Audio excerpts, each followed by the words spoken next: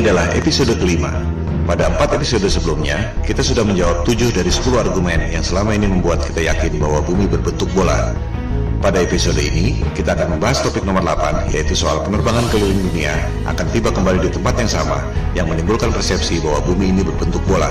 Pada episode ini, juga dibahas soal Antartika dan bom nuklir kubah bumi, yang sangat berkaitan dengan penerbangan dan angkasa luar. Pertanyaan paling umum tentang flat earth adalah tentang penerbangan. Jika kita terbang dari barat ke timur, akan kembali ke tempat semula. Bagaimana ini bisa terjadi jika buminya datar? Pertanyaan umum kedua adalah, jika bumi ini datar, ujungnya apa? Apakah kita akan jatuh? Pertanyaan yang lebih mendasar sebenarnya adalah, dari mana asalnya peta bumi bola dan peta bumi datar itu? Bisa dipertanggungjawabkan atau tidak kebenarannya? Silakan Anda cek situs USGS, United States Geological Survey. USGS adalah lembaga resmi bentukan pemerintah Amerika Serikat yang sudah beroperasi selama 137 tahun. Karyawannya hampir 9.000 orang. Anggarannya mencapai puluhan triliun rupiah per tahun. Tak mengherankan jika USGS menjadi lembaga survei geologi yang paling kredibel di dunia saat ini. Di situs USGS tentang map projections, Anda akan melihat proyeksi peta yang disebut azimuthal equidistant, yaitu memproyeksikan peta bumi datar menjadi peta bumi globe. USGS mengatakan bahwa peta bumi datar yang diproyeksikan lewat azimuthal equidistant ini digunakan untuk membuat peta atlas nasional Amerika Serikat, untuk menentukan jarak penerbangan, serta untuk menentukan arah antena.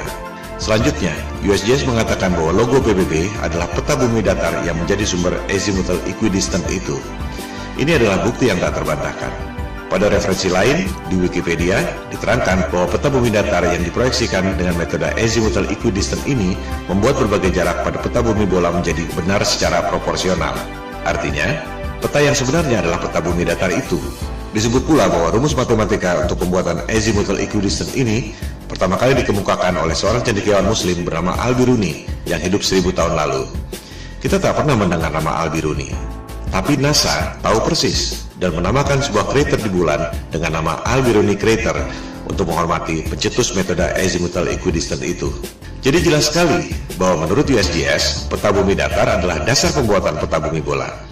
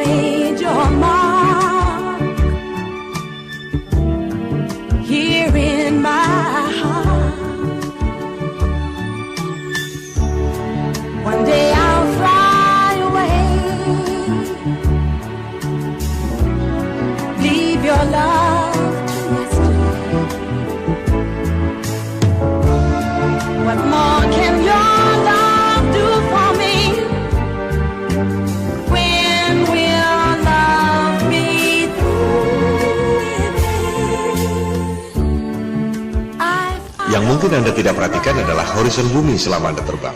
Lengkung seperti bola atau lurus dan datar. Berikut adalah time-lapse dari penerbangan Airbus 380 yang direkam pada penerbangan dari LA ke Frankfurt sejauh 9.370 km. Rekaman dilakukan dengan kamera biasa, bukan fisheye lens yang membuat semua tampak lengkung. Mari kita lihat apakah horizon bumi itu lengkung atau datar.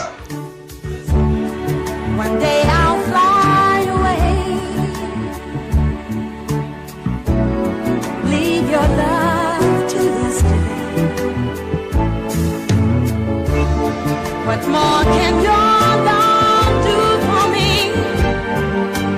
When will love be through with me? Why did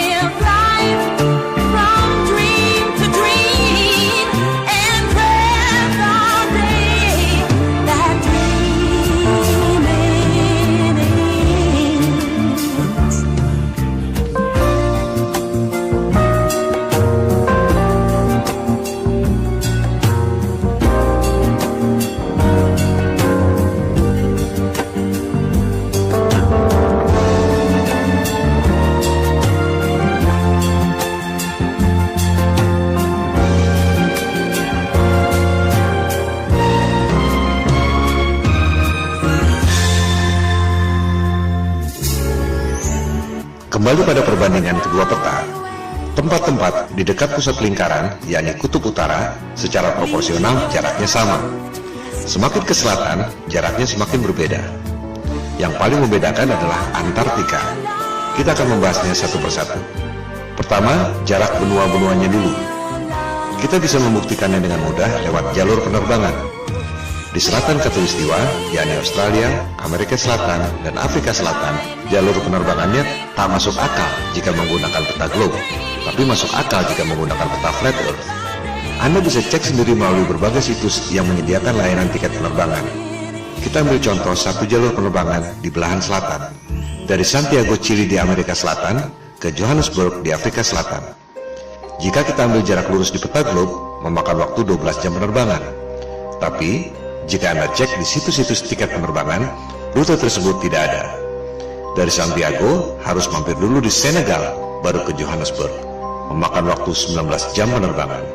Rute itu tampak tidak masuk akal.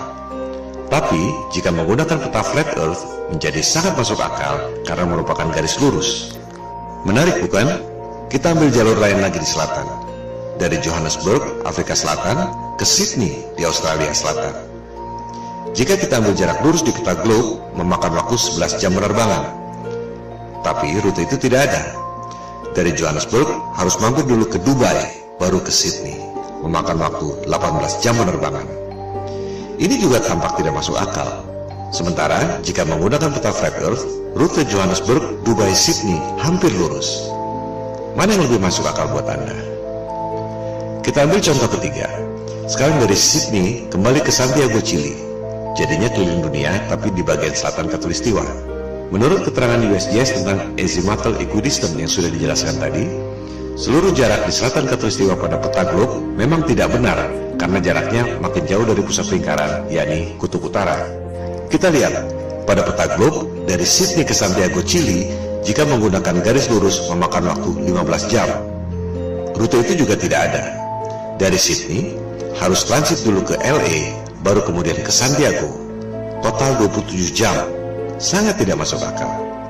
Jika menggunakan peta flat earth, rute Sydney, LA, Santiago itu memang hampir seperti garis lurus. Mana yang lebih masuk akal buat Anda? Ini semua adalah indikasi, reasonable doubt, bahwa ada kecurigaan yang beralasan, bukan bukti nyata bahwa rutenya salah. Sebab orang bisa saja mengatakan karena masalah komersial, yaitu transit untuk ambil penumpang. Tapi tetap saja, sebagaimanapun mengambil penumpang, tak akan dilakukan jika rutenya tidak masuk akal. Bukti yang agak telak adalah berita di Daily Mail 13 Oktober 2015 lalu. Pada penerbangan China Airlines dari Bali ke LA, seorang wanita melahirkan di pesawat pada ketinggian 30.000 kaki atau 9,2 km. Pesawat terpaksa melakukan pendaratan emergency di Alaska. Sangat mengherankan bukan? Dari Bali ke LA mendarat emergency di Alaska. Pada peta globe, rutenya seperti ini.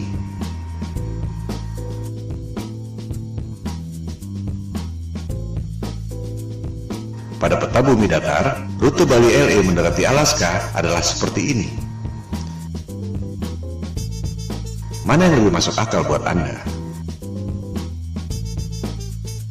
Perbedaan utama antara peta globe dan peta bumi datar adalah di bagian selatan.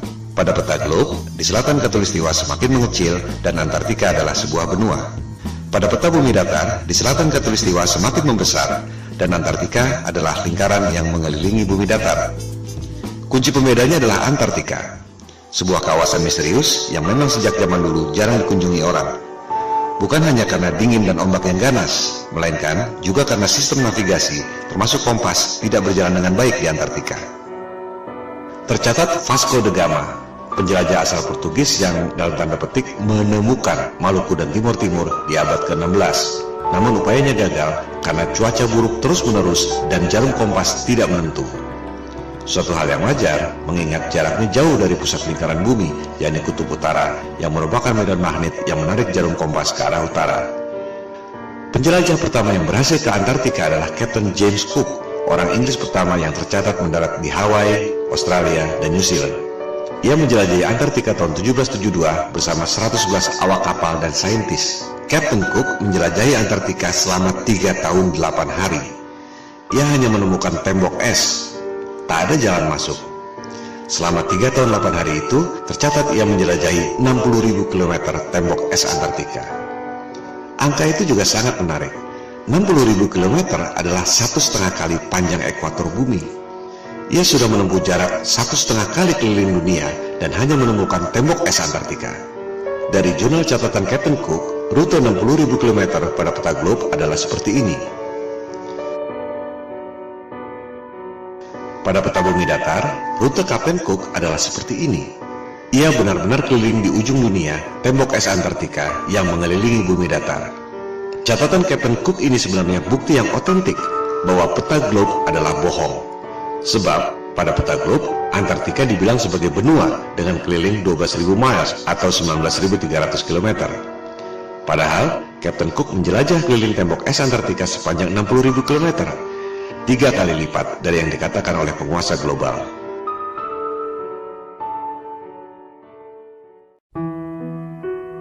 Tokoh paling penting dalam penjelajahan Antartika adalah Admiral Richard E. Byrd. Ini adalah orang yang sangat kredibel. Perwira Angkatan Laut pemegang Medal of Honor, medali tertinggi dalam militer Amerika Serikat. Ia tercatat sebagai orang pertama yang terbang ke kedua kutub, kutub utara dan kutub selatan. Byrd tercatat sebagai admiral termuda dalam sejarah militer Amerika Serikat. Ia diangkat sebagai admiral pada usia 41 tahun. Admiral Byrd pertama kali menjelajah Antartika tahun 1928-1930 dengan 2 kapal laut dan 3 pesawat udara. Byrd kembali menjelajah Antartika tahun 1934. Yang kedua kali itu, ia sendirian, 5 bulan di Antartika.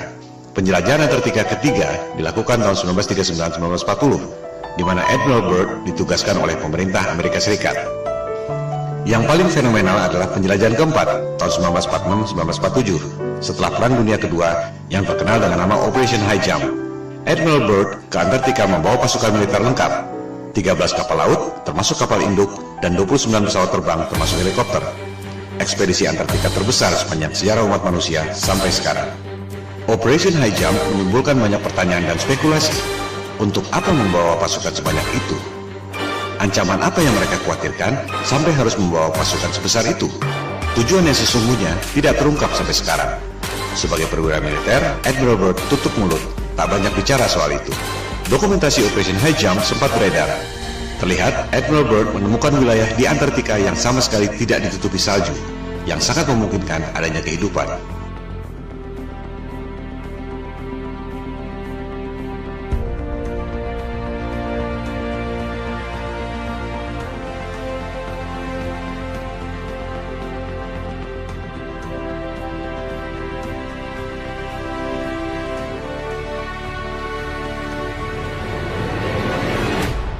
Dalam wawancara dengan harian Chile, El Mercurio tahun 1947, Admiral Byrd membuat pernyataan yang sangat mengejutkan.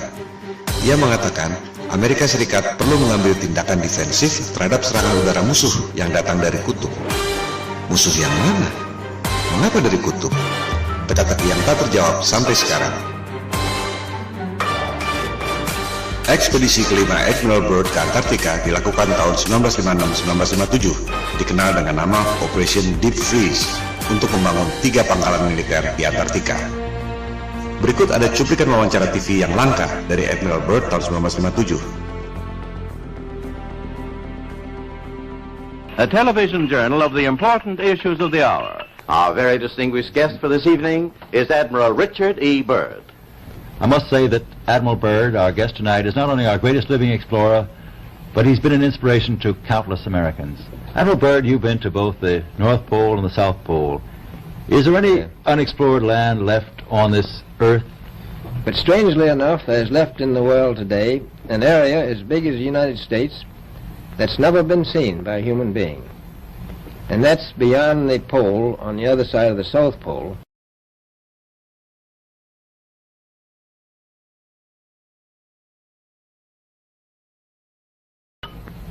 We've found enough of coal within 180 miles of the South Pole, enough to supply the whole world for quite a while.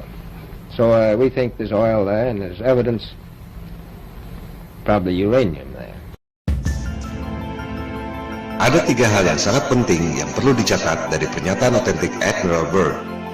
Pertama, Antartika kaya sumber daya alam. Ada batu bara, minyak, dan kemungkinan uranium. Kedua, ada wilayah sebesar Amerika Serikat yang belum pernah dilihat oleh manusia. Letaknya melampaui atau di belahan lain Antartika. Ketiga, dari clipping koran di Chili tahun 1947 setelah Operation High Jump, dikatakan ada kemungkinan serangan udara musuh yang datang dari Antartika. Ketiga hal ini adalah teka-teki yang luar biasa. Pertama, dunia pertambangan, dimanapun ada sumber daya, pasti akan disambangi dan digali. Selama ada nilai ekonomi, menghasilkan keuntungan, perusahaan pasti berebut. Udara dingin sama sekali bukan hambatan. Di Kutub Utara, kita tahu ada banyak perusahaan tambang yang beroperasi. Australia misalnya, yang berada di belahan bumi selatan, memiliki pertambangan di Kutub Utara, tapi tidak di Antartika. Tak ada satupun perusahaan pertambangan yang menggali sumber daya di sana. Padahal jelas-jelas Admiral Byrd mengatakan ada sumber batu bara yang cukup untuk memasok seluruh dunia selama beberapa tahun. Byrd checks position by the sun compass. The glacier signals the South Pole itself. Here, Byrd drops the flags of the United Nations, carefully boxed, a symbol of America's goodwill to all nations. Coal, a mountain of coal. Byrd later declares Antarctic mines, if once tapped, could supply the world's coal needs for centuries.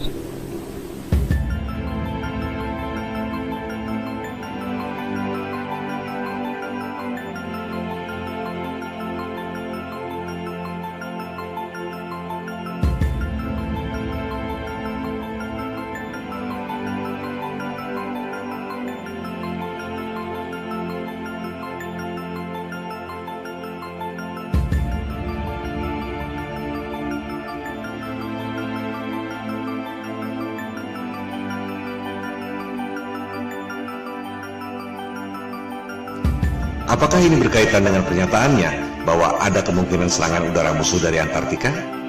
Musuh yang mana? Byrd menyimpan rahasia ini bersama para elit global.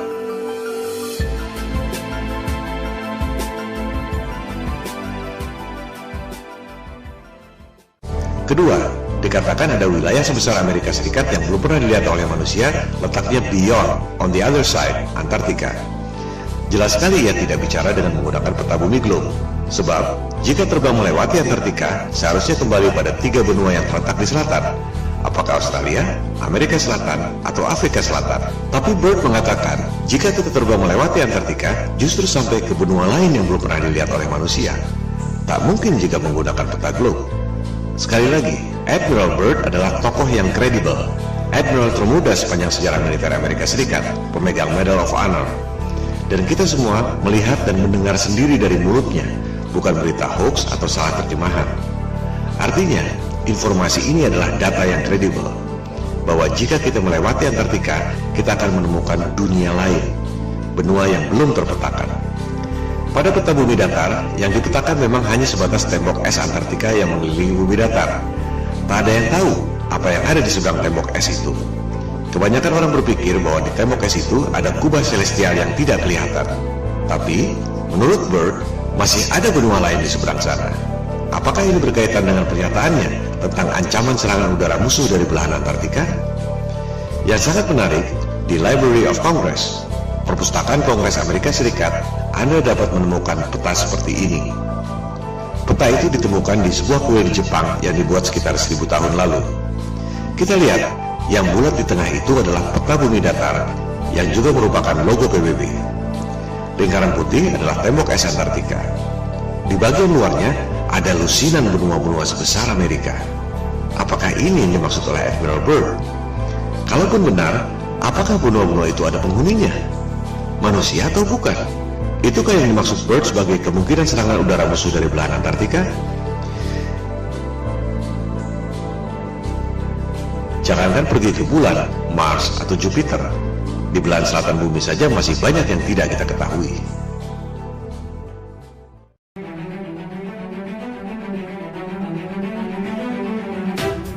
Dunia berubah total setelah penjelajahan Antartika secara militer lewat Operation High Jump 1946 dan Operation Deep Freeze tahun 1957 ini. Tahun 1957 dimulailah perundingan Antarctic Treaty yang ditandatangani 2 tahun kemudian. Antartika dideklarasikan sebagai daerah terlarang. Tahun 1957 itu juga diluncurkan Sputnik, satelit pertama di dunia buatan Rusia yang menjadi pemicu perlombaan teknologi angkasa luar. NASA didirikan setahun kemudian, tahun 1958. Dari situ, dimulailah berbagai cerita tentang perjalanan ke angkasa luar, pendaratan di bulan, bisnis satelit, pengiriman satelit ke Mars, Jupiter, dan lain-lain. Yang tak banyak orang tahu, tahun 1958 itu juga, Amerika Serikat dan Soviet kompak, sama-sama membom nuklir langit selama 4 tahun, sampai tahun 1962. Operasi bom nuklir langit ini dinamakan High Altitude Nuclear Explosions atau HANE. Dulu merupakan top secret. Sekarang kita bisa mengetahui detail operasi ini setelah arsip-arsip rahasia itu boleh dipublikasikan 50 tahun kemudian, yaitu 2012 yang lalu. Ini adalah 3 hal yang sangat menarik yang merubah dunia untuk selamanya. Tentu tak ada referensi yang mengatakan bahwa ketiga hal itu saling berkaitan. Sama naifnya dengan berharap tiap negara tak boleh punya rahasia militer dan strategi militer harus diumumkan lewat koran. Dunia tidak berjalan seperti itu. Kita hanya bisa mengetahui hal-hal seperti ini melalui analisis intelijen atau kecerdasan. Hanya otak intel dan detektif yang bisa mendeteksi kaitan dari berbagai indikasi yang ada. Pemicunya adalah operasi militer penjelajahan Antartika lewat Operation High Jump 1946-1947 dan Operation Deep Freeze 1956-1957. Ada wilayah baru kaya sumber daya alam, tapi tak ada yang boleh mengeksplorasi. Ada wilayah sebesar Amerika di seberang, di belahan lain, Antartika.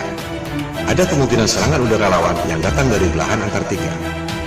Lantas, apa yang dilakukan? Ada 3 hal. Politik, tutup Antartika melalui Antarctic Treaty 1957 yang ditandatangani 1959. Tak ada orang yang boleh lewat Antartika. Militer, Amerika Serikat dan Soviet kompak, sama-sama membom nuklir langit selama 4 tahun. High Altitude Nuclear Explosions 1958-1962. Ada tirai celestial, medan elektromagnetik, langit, atau apapun namanya yang tak mempan di bom nuklir selama 4 tahun.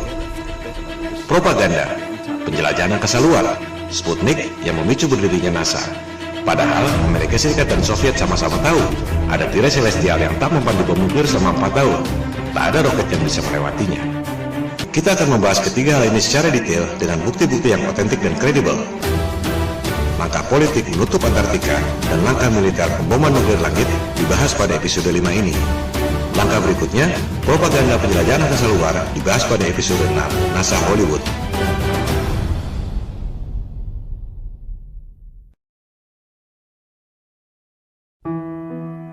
Kita mulai dengan langkah politik, menutup Antartika dari seluruh warga dunia lewat Antarctic Treaty 1959. Antartika berada di bawah pengawasan 12 negara, yaitu Amerika Serikat, Soviet atau Rusia sekarang, Inggris, Prancis, Jepang, Belgia, Norwegia, dan 5 negara di belahan paling selatan dunia, Australia, New Zealand, Argentina, Chili, dan Afrika Selatan. Ini adalah skandal. Semua negara boleh punya rahasia militer dan daerah terlarang. Area 51 atau Pentagon misalnya, atau Istana Negara, sudah pasti orang tak boleh terbang melintasi daerah itu tanpa izin.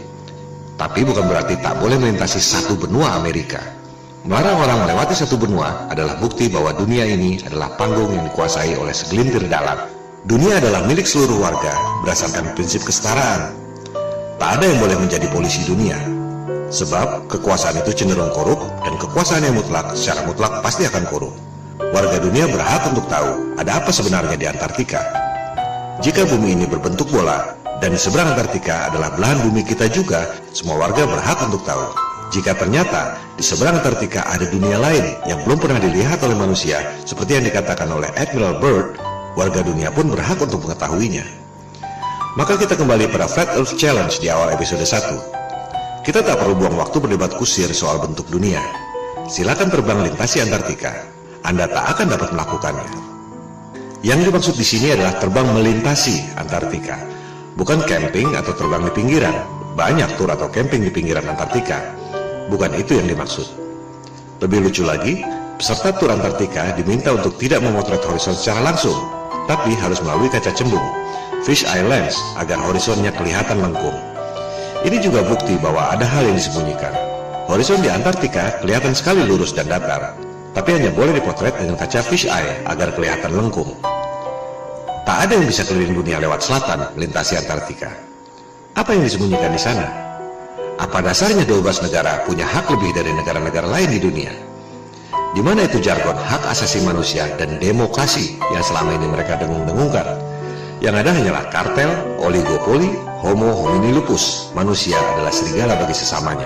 Ini yang membuat topik Flat Earth booming secara eksponensial sejak November 2015. Jika semua orang lama-lama sadar, satu kebohongan ini akan membongkar kebohongan-kebohongan lainnya. Seperti batu kerikil yang bikin jatuh raksasa. Elit global mulai terpojok. Jumlah mereka hanya sedikit. Tak ada yang bisa melawan people power. Maksud dari pemaparan ini adalah membangkitkan kesadaran. Silakan sebarkan. Silakan lakukan riset sendiri. Silakan buat video sendiri dan tayangkan. Jangan berharap mereka akan mengakui. Standard operating prosedurnya adalah bantah, bantah, dan bantah. Jika Anda memposting soal Flat Earth, jangan kaget jika Anda dihina dan dipermalukan seperti orang yang paling bodoh di dunia. Saran saya, tak perlu ladeni debat kusir. Cukup fokus pada 3 hal, pembuktian secara angka dan fisik. Perhitungan matematik gravitasi, perhitungan matematik gerhana, dan fisik melintasi Antartika. Skakmat.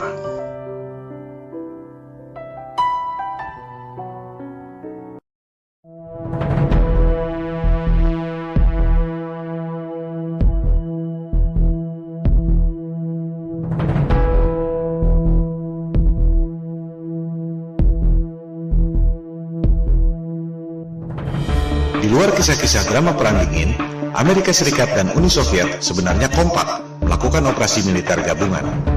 Penjelajahan Antartika yang terakhir, Operation Deep Freeze 1956-1957 oleh Amerika Serikat dan Soviet. Tak lama kemudian, di tahun 1957 itu juga, Soviet meluncurkan satelit pertama di dunia, yakni Sputnik. Fungsi Sputnik sebagai satelit bisa dibilang tak ada apa-apanya. Sebuah bola dengan diameter 58 cm dan hanya membunyikan sinyal yang tak penting. Yang signifikan adalah roketnya. Itu adalah kali pertama manusia bisa mengirim roket sampai ketinggian 577 km. Lebih dari setengah pulau Jawa ke angkasa. Amerika Serikat menyusul tak lama kemudian, mengirim roket berisi satelit Explorer tahun 1958. Amerika Serikat dan Soviet sama-sama tahu ada sesuatu di angkasa yang sangat serius. Kita hanya mendengar sedikit lewat fenomena Van Allen belt. Ada medan radiasi yang menutupi bumi. Keadaan yang sesungguhnya jauh lebih serius dari itu. Begitu seriusnya, hingga Amerika Serikat dan Soviet sama-sama membom nuklir langit selama 4 tahun. Sebuah operasi militer yang sangat mahal yang tak mungkin dilakukan jika tidak benar-benar penting. Operasi ini disebut High Altitude Nuclear Explosions, disingkat HANE, dari tahun 1958 sampai 1962. Dulu top secret. Sekarang kita semua bisa mengakses informasi setelah rahasia tersebut dibuka ke publik 50 tahun kemudian, yakni tahun 2012 yang lalu. Kita bisa mengetahui nama operasinya masing-masing, tempatnya, waktunya, dan kekuatan bomnya. 1000 kali lebih dahsyat dari bom atom Hiroshima dan Nagasaki. Ini menunjukkan betapa seriusnya persoalan tersebut. Kita perhatikan nama-nama operasinya. Operation Dominic, Operation Fishbowl. Kita pahami dulu apa maksudnya. Melalui teknologi roket yang bisa mencapai ketinggian 577 km, Amerika Serikat dan Soviet sama-sama tahu bahwa ada tirai alias kubah celestial yang menutupi bumi. Kubah yang tidak kelihatan, tapi memiliki radiasi yang mematikan. Seperti perisai elektromagnetik dalam film Star Trek. Bahkan disebut impenetrable, tak dapat dilewati. Sungguh mengherankan, orang sampai sekarang masih percaya bisa pergi ke angkasa luar. Padahal jelas-jelas disebut ada perisai alami yang tak dapat ditembus. Ini yang dulu dikatakan oleh Ibnu Sina 1000 tahun yang lalu sebagai solid but transparent spheres, dan yang dikatakan oleh Nikola Tesla 100 tahun lalu sebagai celestial spheres. Untuk mudahnya, kita sebut saja kubah celestial atau kubah bumi. Elit global merasa kita ini seperti ikan dalam akuarium. Mereka mau menghancurkan akuarium itu dengan bom nuklir. Oleh sebab itu, operasinya disebut Operation Fishbowl.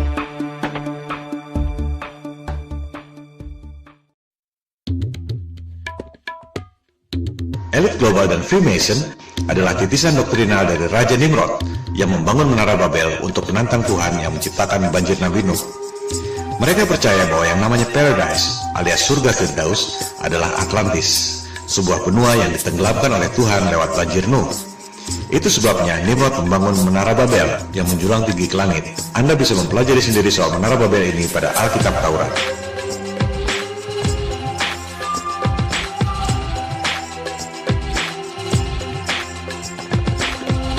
Elit global melakukan hal yang sama, Operation Fishbowl, menghancurkan akuarium alias kubah celestial yang menutupi bumi dengan menggunakan bom nuklir.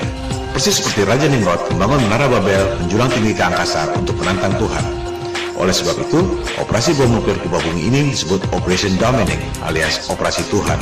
Menghancurkan akuarium kubah bumi alias Operation Fishbowl, mereka menggunakan bom nuklir yang dinamakan Thor, palu godam dewa pagan, untuk memukul kubah bumi buatan Tuhan. Terakhir beredar rekaman video Operation Fishbowl tahun 1962 yang sudah boleh diakses publik setelah kadaluarsa 50 tahun. Mari kita saksikan. Anda tak akan pernah melihat hal seperti ini lagi dalam hidup Anda.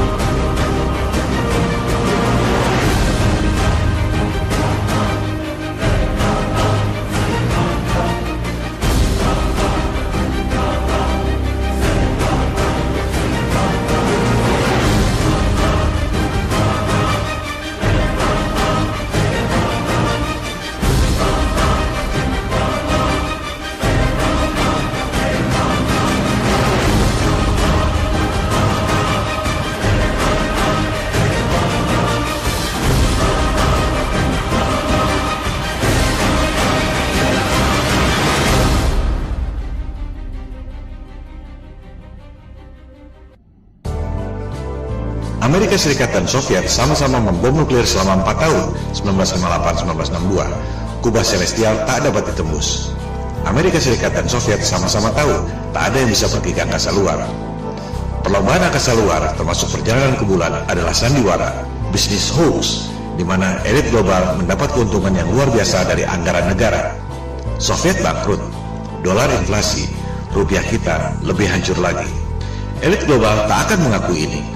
Mereka lebih baik membunuh daripada mengakui bahwa mereka bohong soal angkasa luar. Tak akan ada resolusi damai. Yang ada ialah people power. Mosi tidak percaya pada penguasa global yang membuat bangkrut semua negara di dunia lewat hutang-hutang dan financial engineering. Tentang space program yang dilakukan oleh Amerika Serikat, Rusia, China, dan lain-lain akan kita bahas pada episode ke-6 NASA Hollywood. Sementara kita tutup episode ke-5 yang membahas argumen ke-8 bumi bola. Penerbangan keliling dunia dari barat ke timur atau sebaliknya tidak membuktikan bahwa bumi ini berbentuk bola. Sebab perjalanan tersebut sebenarnya adalah seperti jangka yang mengelilingi pusat lingkaran, yakni kutub utara pada bumi datar. Sebaliknya, rute Bali LA yang terpaksa mendarat darurat di Alaska karena wanita melahirkan tak akan terjadi jika buminya berbentuk bola. Rute tersebut hanya mungkin terjadi jika menggunakan peta bumi datar.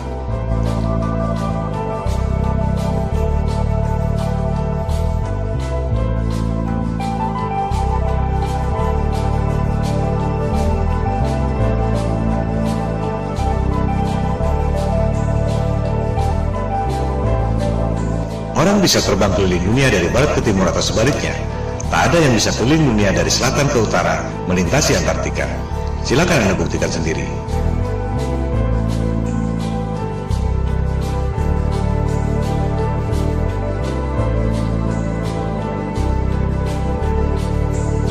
Hal ini membuktikan ada rahasia yang disembunyikan di Antartika. Antartika adalah salah satu rahasia kunci pada konspirasi bumi datar.